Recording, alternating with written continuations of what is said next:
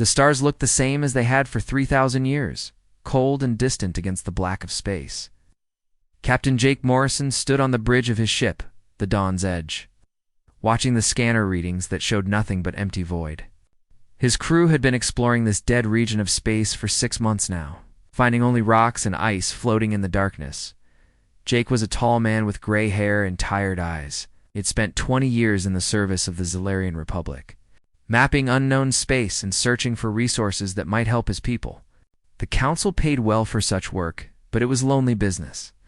Most of the galaxy had been explored centuries ago, leaving only the forbidden zones and dead spaces for ships like his. "Captain, we're picking up something strange," said his science officer, Dr. Lisa Grant. She was a small woman with sharp eyes who specialized in studying ancient artifacts. The Council valued her work because she could identify dangerous technology from extinct civilizations. Jake walked over to her station and looked at the readings. "What kind of strange?" "It's metallic, about the size of a shuttle. Very old. The composition doesn't match any known materials from Council records." Lisa adjusted her instruments and frowned. "Sir, this thing has been drifting out here for thousands of years. Could be valuable. Bring us closer." The Dawn's Edge moved slowly through space toward the mysterious object. As they got nearer, their cameras showed them something that made Jake's blood run cold. The object was clearly artificial, with smooth lines and strange symbols carved into its surface. But what frightened him was the shape. He had seen pictures in history books, images from the old archives that the Council kept locked away. "Lisa, run a deep scan on those markings." Dr. Grant worked quickly, her fingers dancing over her controls. Minutes passed in silence. When she finally looked up, her face was pale. "Captain, these symbols match the human language database." Jake felt his stomach drop. Everyone in the galaxy knew about humans, though most preferred not to think about them. 3,000 years ago, the humans had been a young species, full of energy and curiosity. They had spread across dozens of worlds, building cities and colonies faster than any species the Council had ever seen. But humans were different. They were aggressive, unpredictable, and worst of all, they advanced too quickly. While other species took thousands of years to develop new technology, humans did it in decades. The Council had watched with growing fear as human ships became faster, human weapons became stronger, and human colonies spread like wildfire across the galaxy. The decision had been unanimous. Humanity was declared a threat to galactic peace and order. Every human world was targeted. Every human ship was hunted down. Every human man, woman, and child was eliminated. It had taken the combined fleets of 47 different species to complete the job, but they had done it. Earth itself had been cracked open like an egg, its pieces scattered across space. That was 3,000 years ago. Since then, the galaxy had been peaceful. The Council maintained order, and no species was allowed to advance too quickly or spread too far. It was a good system, Jake thought. It kept everyone safe. "Bring the object aboard," Jake ordered. "Use the cargo bay. I want full containment protocols." Within an hour, the strange human artifact sat in their cargo bay, surrounded by force fields and scanner arrays. It was about 10 feet long and covered with the flowing script that humans had used for writing. Dr. Grant had set up her equipment and was working to decode whatever message the object contained. "It's some kind of probe," she reported. "It's very sophisticated for its age. The humans built it to last a long time in space. There's a data core inside, still active after all these years." Jake nodded. "Can you access it?" "I think so. Give me a few more minutes." Jake paced around the cargo bay while Lisa worked. He had a bad feeling about this discovery. The Council had spent centuries making sure that every trace of humanity was erased from the galaxy. Finding even a single human artifact was supposed to be reported immediately to the authorities. But Jake was curious. What message could be so important that the humans had sent it drifting through space for 3,000 years? "Got it," Lisa announced. A holographic display appeared above the probe, showing symbols that slowly transformed into words they could understand. The probe's translation system is still working. It's converting the human language into standard galactic script. Jake read the first lines, and felt his heart start beating faster. The message was simple and direct. To whoever finds this probe, know that we remember. Earth has fallen, but humanity lives. We have gone into the dark places between the stars, and there we have grown strong. We have learned, we have prepared. We have not forgotten those who destroyed our home and murdered our children. The count of our dead is recorded. The names of our enemies are known. We will return. We will have justice. This is not a threat. This is a promise. The message continued. With technical data that made Lisa gasp in surprise, Captain, these are star charts, coordinates for dozens of systems in the Outer Rim. According to this data, there are human colonies still out there, hidden in places the Council never found. Jake felt sick. That's impossible. The Council swept every system. They found every human world. Apparently not all of them. Lisa's voice was shaking. Look at this data. Energy signatures, population estimates, fleet strengths. Sir, if this information is accurate, there are millions of humans still alive out there. The final part of the message made Jake's blood turn to ice. It was a list of names and locations, council members who had voted for human extinction, planets that had contributed ships to the human genocide, species that had celebrated when Earth died. The list was long and detailed, and Jake recognized many of the names from current council leadership. They've been watching us, Jake whispered.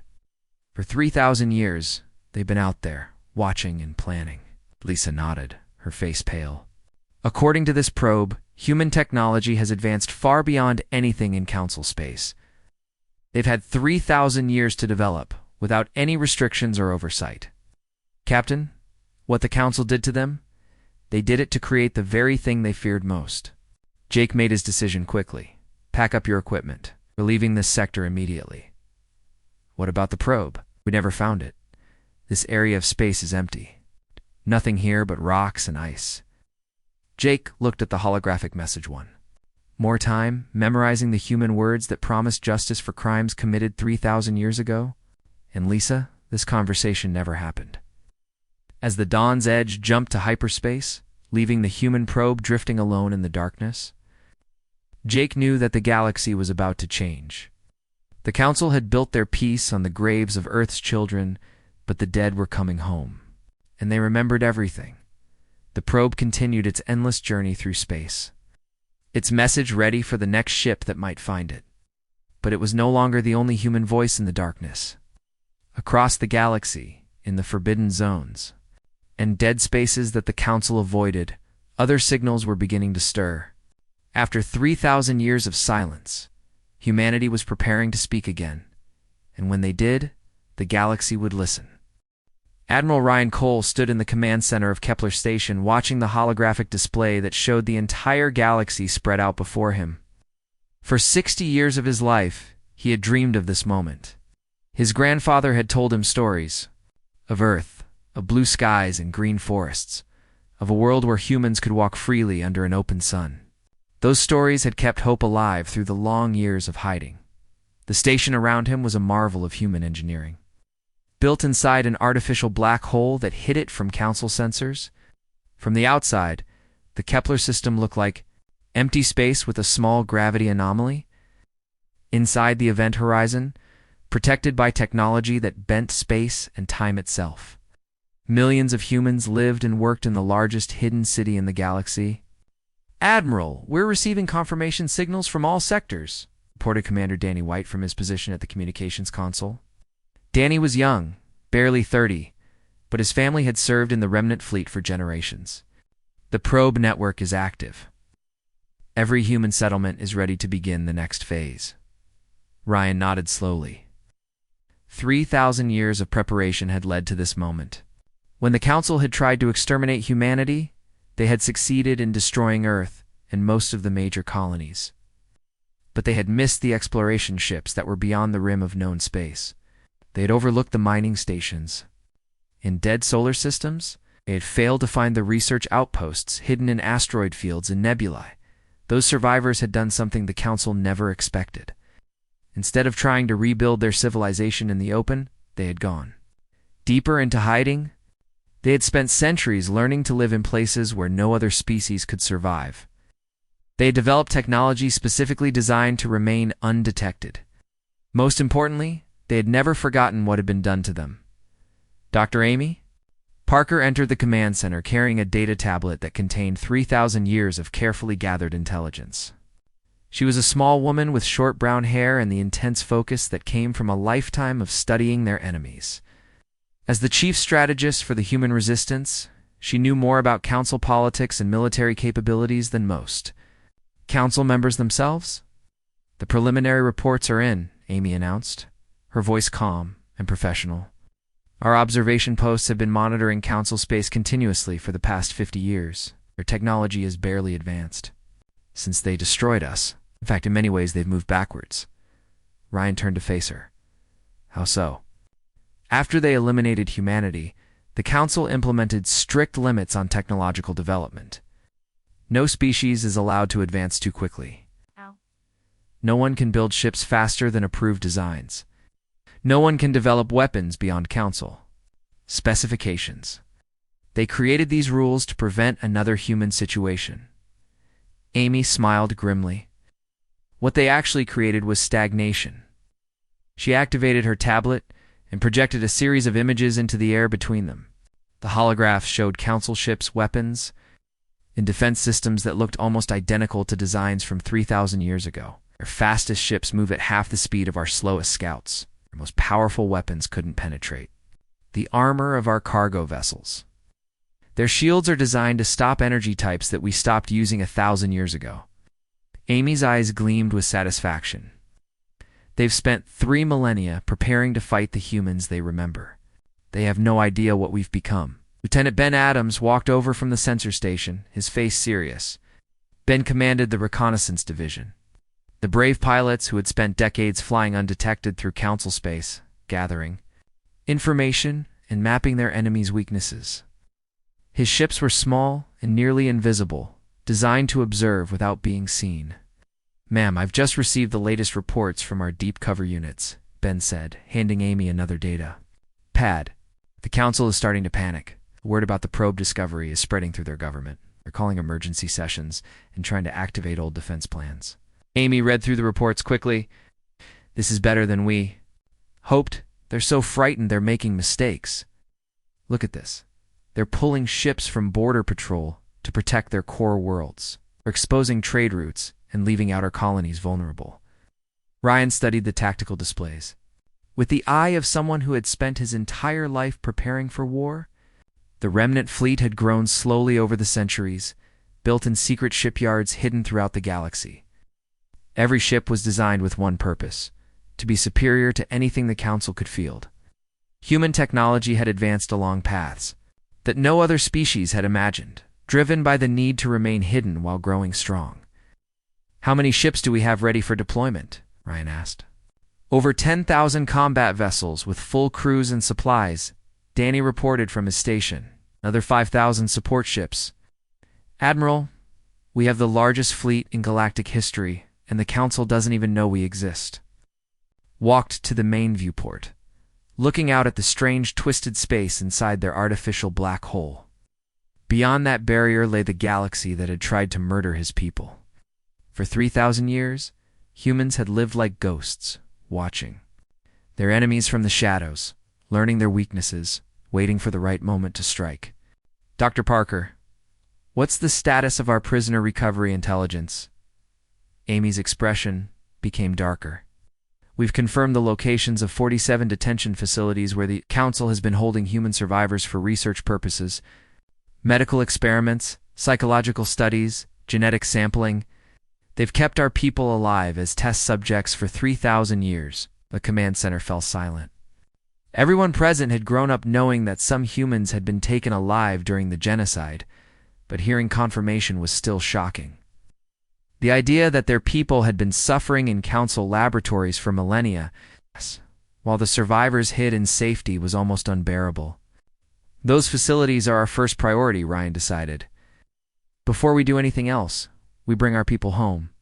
Admiral, we have movement, called out Lieutenant Sarah Davis from the long-range sensors. Council ships are beginning to patrol. The outer rim systems? They're looking for us. Ryan smiled for the first time in weeks. Let them look. Danny, signal all fleet commanders. Operation Homecoming begins now. Across the hidden human settlements, ancient plans swung into motion. Ships that had waited in darkness for generations started their engines. Crews that had trained their entire lives for this moment took their positions. Technology that had been developed in secret over 3,000 years prepared to reveal itself to a galaxy that had forgotten what humans could do. The first phase was simple, but devastating in its implications. 12 council systems would simultaneously detect the presence of human ships. Not attacks, not invasions, just presence. The message would be clear. We are here, we are many, and we remember everything. Admiral Ryan Cole stood in his command. Centurion gave the order that would change galactic history. All ships execute. Jump to council space. It's time to announce our return. Throughout the hidden stations and secret bases, human ships began to disappear from their hiding places. They emerged from asteroid fields, from the hearts of nebulae, from dimensions that folded space around them. The technology that had kept them hidden for 3,000 years now carried them toward their enemies. The galaxy was about to learn that. Reports of humanity's death had been greatly exaggerated. More importantly, it was about to discover what 3,000 years of focused technological development could accomplish when an entire species had only one goal: survival and eventual justice. The Watchers were done hiding. Children of Earth were coming home. Commander Tony Blake watched the Vorthon home world grow larger on his ship's main screen. The planet looked peaceful from space, covered in purple clouds and dotted with the bright lights of cities that housed billions of aliens. Those same aliens had voted for humanity's extinction 3,000 years ago. The Vorthons had been the first species to call humans a galactic threat. They had provided ships and weapons for the genocide that followed. Tony remembered the records his grandmother had shown him as a child. Images of Vorthon warships firing on human colonies. Videos of Vorthon politicians celebrating when Earth died. His people had very good memories, and they had written down everything. "All ships report ready, Commander," said Captain Linda Ross from her position at the tactical station. Linda commanded the second wave of attack ships, sleek vessels that could phase through solid matter using technology the Council had never imagined. "We have 30 ships in position around the planet. The Vorthines don't even know we're here." Tony nodded, studying the enemy formations on his display. The Vorthon defense fleet consisted of 200 ships, massive and heavily armed by Council standards. Their shields could stop any known weapon. Their armor could withstand direct hits from the most powerful Council warships. Against human technology developed in 3,000 years of secret advancement, they might as well have been made of paper. "Remember, we're not here to destroy their cities," Tony announced to his fleet. "We're here to show them what fear feels like. Disable their ships, target their military installations, but leave the civilians alone. We're not like them." The first attack came without warning. Human ships simply appeared inside the Vorthon defensive perimeter, their cloaking fields dropping. As they opened fire, the weapons they used didn't behave like normal energy beams. Instead of traveling through space, they seemed to exist inside the target and the firing ship at the same time. Ignoring distance and obstacles, Vorthon shields flickered and died. Their mighty warships went dark as human weapons shut down their power systems without causing explosions or casualties. In less than 10 minutes, the entire Vorthon defense fleet was floating helpless in space. Their crews alive, but their ships completely disabled. "This is Commander Tony Blake of the Human Remnant Fleet." Tony broadcast on all frequencies. "Your weapons are useless. Your shields cannot protect you. Your ships are at our mercy. We could destroy you all right now, but we choose not to. Remember this moment. Remember that humans showed you more mercy than you showed us." On the planet's surface, Vorthon military leaders watched their defense grid fail as human ships moved through their most powerful energy barriers like they weren't there. Emergency alarms screamed in command centers as weapons that should have been impossible to build turned their strongest fortifications into scrap metal. Colonel Kate Lewis led the ground assault team that materialized directly inside the Vorthon. Military prison complex. Kate was a career soldier who had trained her entire life for this mission. Her grandmother had been one of the humans captured during the original genocide, and family records indicated she might still be alive somewhere.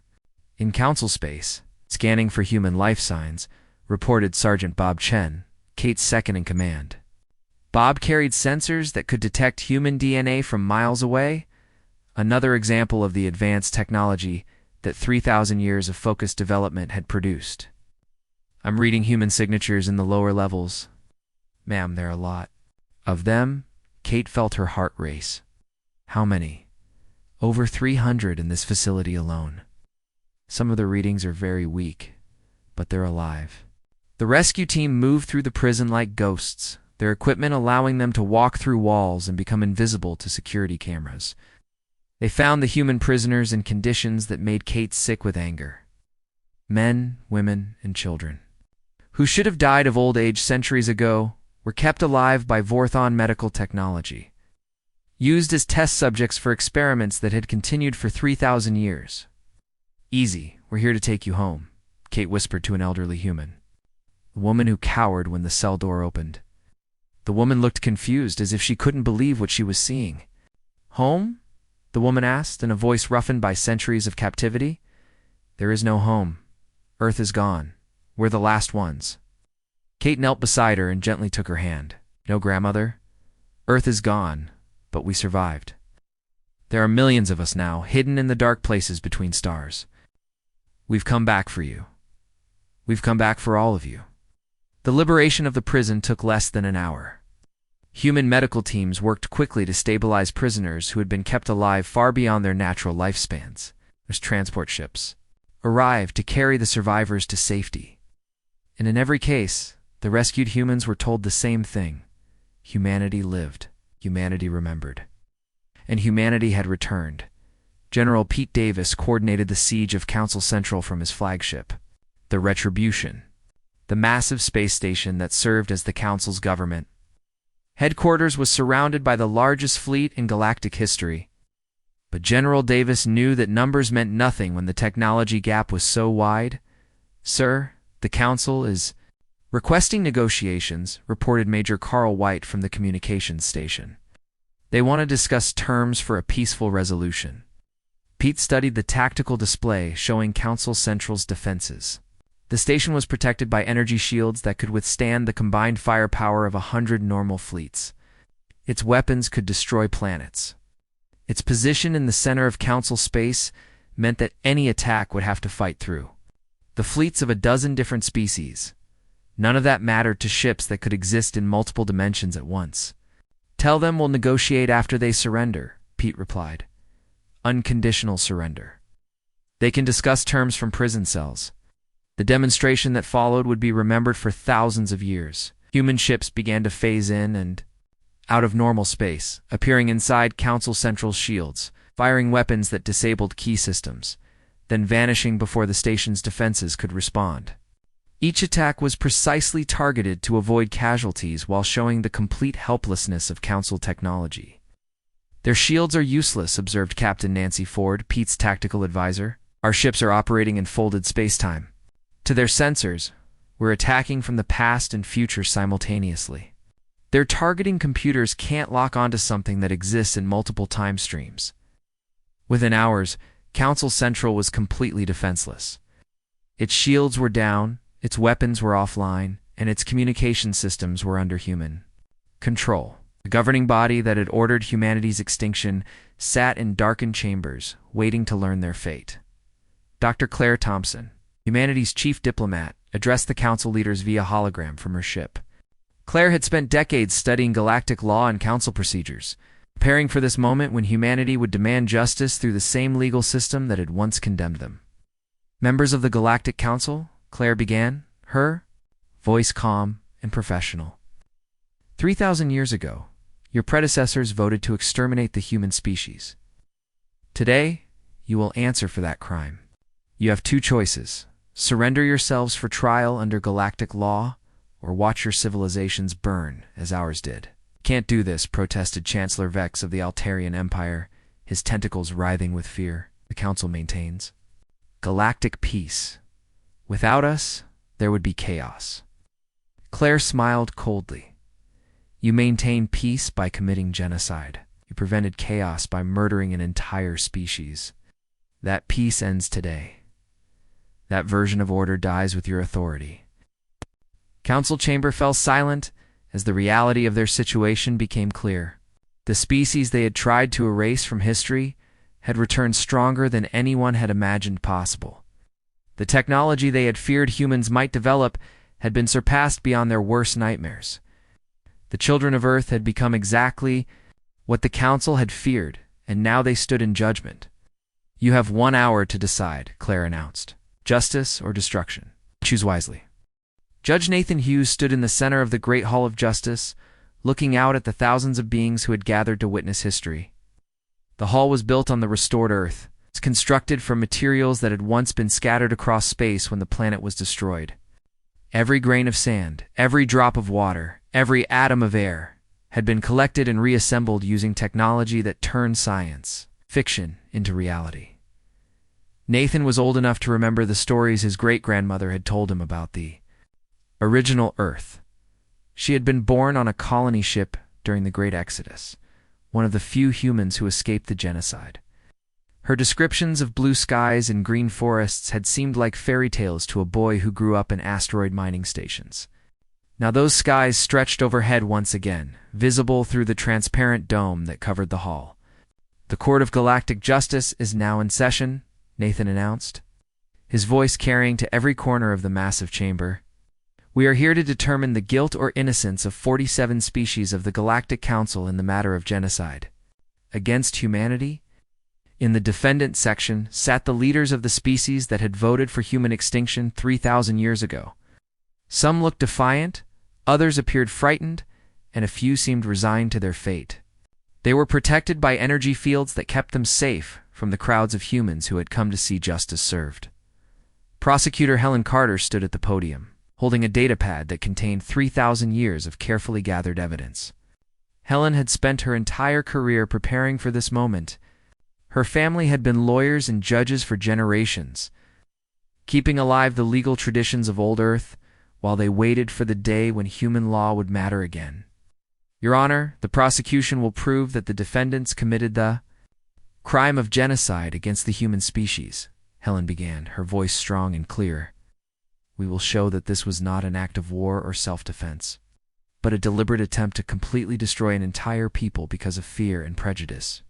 The first piece of evidence was a holographic recording from the original council session where humanity's fate was decided.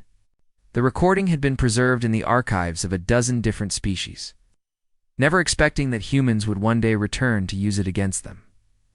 The hologram showed the council chamber as it had been 3,000 years ago. Council members debated the human question with the cold logic of beings who believed they were making a rational decision. No one spoke of human rights or the morality of extinction. They discussed Humans, like they were discussing a disease that needed to be eliminated. As you can see, Helen continued, the defendants did not consider humans to be people deserving of life. They saw us as a problem to be solved through complete destruction. This meets every legal definition of genocide under galactic law. Defense attorney, a tall Zalarian named Crix, stood to present his case. Crix had been appointed by the human court to ensure that the trial was fair and legal. Even in seeking justice, humanity wanted to prove they were better than their enemies. Council acted out of fear, Crix argued. Humanity was expanding too rapidly and developing technology too quickly. The Council believed that humans posed a threat to galactic stability. Their actions, while extreme, were taken to preserve peace. Detective Roy Johnson took the witness stand next. Roy had spent decades investigating Council crimes and gathering evidence from across the galaxy. His team had uncovered records that the Council thought were safely hidden in classified archives. The evidence shows that the Council's fear was manufactured, Roy testified. Internal communications revealed that human expansion was actually slower than that of 6 other species during the same period. Human technology, while advanced, was not significantly beyond what other species had achieved at similar stages of Development. Roy activated a display that showed the real reasons for the council's decision. Economic competition, political influence, and simple xenophobia had driven the vote for genocide. Some council members had openly admitted in private communications that they wanted human colonies and resources for themselves. The defendants didn't fear human aggression, Roy continued. They feared human success. Records show that human colonies were more prosperous, human technology was more innovative, and human culture was spreading throughout the galaxy. The genocide was committed not for protection, but for profit and power. The testimony continued for days. Witness after witness came forward to describe what they had experienced during the human genocide.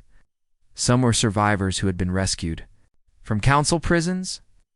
Others were aliens who had tried to help humans and been punished for it. A few were even council members who had opposed the genocide and been silenced or exiled. Maria Santos, who had been held prisoner on the Altarian research station for 3,000 years, spoke in a voice that shook with emotion. They kept us alive to study us like animals. They wanted to understand how humans thought, how we adapted, how we survived, used our children for experiments. It dissected our bodies to see how we were different from them. The courtroom fell silent as Maria described the horrors that had been inflicted on human prisoners. Medical experiments without consent, psychological torture designed to break human will, and breeding programs that treated humans like livestock. The council members in the defendant section looked uncomfortable, some refusing to meet her eyes. Dr. Frank Miller, a human scientist who had studied the recovered council archives, presented evidence of the systematic nature of the genocide. The extermination was planned down to the smallest detail, he testified. They had maps showing every human settlement. They had schedules for destroying each world, even had protocols for making sure no human DNA survived in their territory. Defense tried to argue that the genocide was a legal act of war under the laws that existed 3,000 years ago. They claimed that the council had the right to defend itself against perceived threats. They insisted that the current trial was illegal because it was applying modern laws to ancient decisions. Judge Nathan Hughes listened to these arguments with the patience of someone who had studied galactic law for his entire life. When the defense finished, he delivered his response with the weight of absolute authority. The prohibition against genocide is not a modern invention, Nathan stated. It has been a fundamental principle of galactic law for over 10,000 years. The defendants knew that their actions were illegal when they committed them. They proceeded anyway, because they believed humans would never survive to seek justice. The final phase of the trial involved the defendants themselves. By one, they were given the opportunity to speak in their own defense. Some continued to justify their actions, claiming they had saved the galaxy from human aggression. Others apologized and begged for mercy, suddenly discovering remorse when faced with consequences. Chancellor Vex of the Altarian Empire stood to address the court, his voice trembling with what might have been genuine regret. "We were wrong," he admitted. "We let fear control us. We became the very thing we claimed to be protecting the galaxy from. If we could undo what was done, we would." "But you cannot undo it," Helen Carter replied during her closing argument. "You cannot bring back the billions of humans who died. You cannot give back the childhoods stolen from those you kept as prisoners. You cannot restore the worlds you destroyed or the cultures you erased." Helen walked to the center of the courtroom, addressing not just the judge, but the entire galaxy watching the trial. The defendants claimed they acted out of fear, but fear does not excuse genocide. They claimed they were protecting the galaxy, but they were only protecting their own power. They claimed they deserved mercy, but they showed no mercy to human children crying for their parents as their worlds burned. The verdict was delivered after 3 days of deliberation. Judge Nathan Hughes read the decision with the solemnity that such a moment deserved. On the charge of genocide against humanity, this court finds all defendants guilty on all counts. The evidence is overwhelming, the intent is clear, and the actions are undeniable. The defendants willfully and deliberately attempted to destroy the human species in its entirety. The sentence was exile to barren worlds where the convicted would spend the rest of their lives contemplating their crimes. They would be kept alive and healthy, but isolated from their people and their power. It was a punishment designed to ensure they lived long enough to truly understand what they had done. Justice had been served, but more importantly, the galaxy had witnessed it. Never again would extinction be considered an acceptable solution to political problems. President Alex Turner stood at the podium in the rebuilt Galactic Assembly, looking out at representatives from over 300 species. The assembly hall was different now, designed with human input to ensure that every species, no matter how small or weak, had an equal voice in galactic affairs. Gone were the days when powerful civilizations could vote to destroy weaker ones. Alex had been elected by the human people to lead their species into this new era. He was a calm man with gray hair and kind eyes, chosen not for his military skills, but for his ability to bring different groups together. The galaxy needed healing now, not more conflict, and Alex understood that humans would need to be teachers rather than conquerors. Fellow beings of the galaxy, Alex began, his voice carrying to every corner of the Great Hall. We gather today not as enemies or victims, but as partners in building a better future. The old ways that led to genocide and oppression end here. Today, we begin something new. In the audience sat representatives from species that had once voted for human extinction. Many of them were nervous, unsure what role they would have in a galaxy where humans held so much power. Some expected revenge, others hoped for forgiveness, but all of them knew that the balance of power had changed. Forever, Dr. Grace Allen sat in the front row, wearing the simple white robes of the Truth and Reconciliation Commission. Grace had spent the past year traveling throughout council space, interviewing survivors and gathering testimonies from both humans and aliens.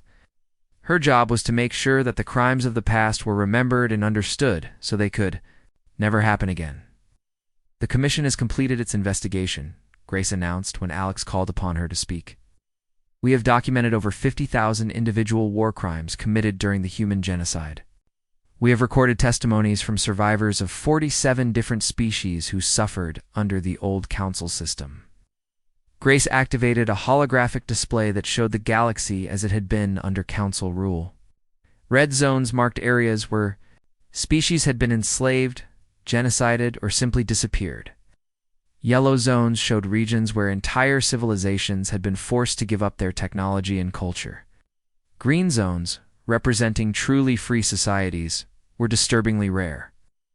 Genocide against humanity was not an isolated incident, Grace continued. It was part of a pattern of oppression that had lasted for thousands of years.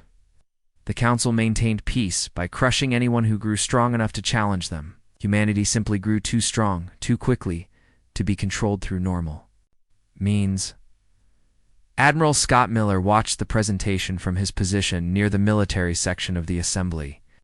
Scott commanded the new Joint Fleet, a combined force of human ships and vessels from species that had chosen cooperation over continued resistance.